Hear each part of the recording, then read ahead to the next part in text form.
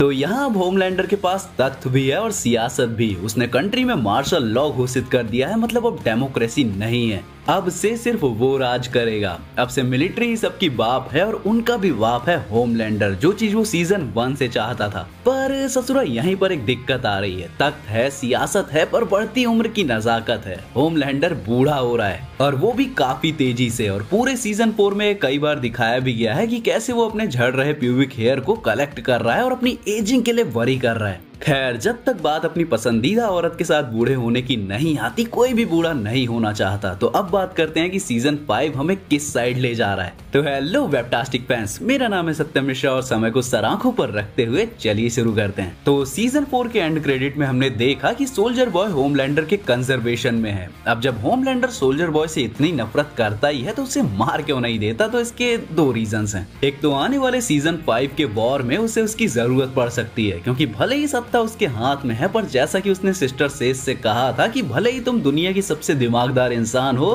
पर मैं सबसे ज्यादा बुद्धिमान हूँ। तो होमलैंडर सोल्जर बॉय की हेल्प ले सकता है। और दूसरा रीजन है उसकी बढ़ती उम्र। होमलैंडर बूढ़ा हो रहा है और सोल्जर बॉय एज ही नहीं करता। अब तुम बोलोगे कि सोल्जर बॉय एज इसलिए नहीं करता क्योंकि उसे कैप्टन अमेरिका की तरह फ्रीज करके रख दिया जाता है। तो मेरे दोस्त, यहीं पे तुम गलत हो। सवाल अच्छा था, इसका जवाब भी तेरे को जरूर मिलेगा। सोल्जर बॉय को कभी फ्रीज किया ही नहीं गया, बल्कि उसे गैस से सुला दिया जाता है। और ये बात शो में बताई भी गई है कि रशिया में भी उसे वॉर के बाद फ्रीज नहीं किया गया था, बल्कि गैस के जरिए सुला दिया गया था। अब होमलैंडर भले ही सोल्जर बॉय के डीएनए से बना हो, पर शो में ये भी बताया गया है कि होमलैंडर एग्जैक्ट सोल्जर बॉय के डीएनए से नहीं बना, बल्कि उसके डीएनए को अल्टर्ड किया गया था होमलैंडर को एडिशनल पावर्स देने के लिए। और जैसा कि एडगर ने कहा भी था कि Homelander is a failed product anyways. I'm the world's greatest superhero. You're my greatest failure. You are not worthy of my respect. You are not a god.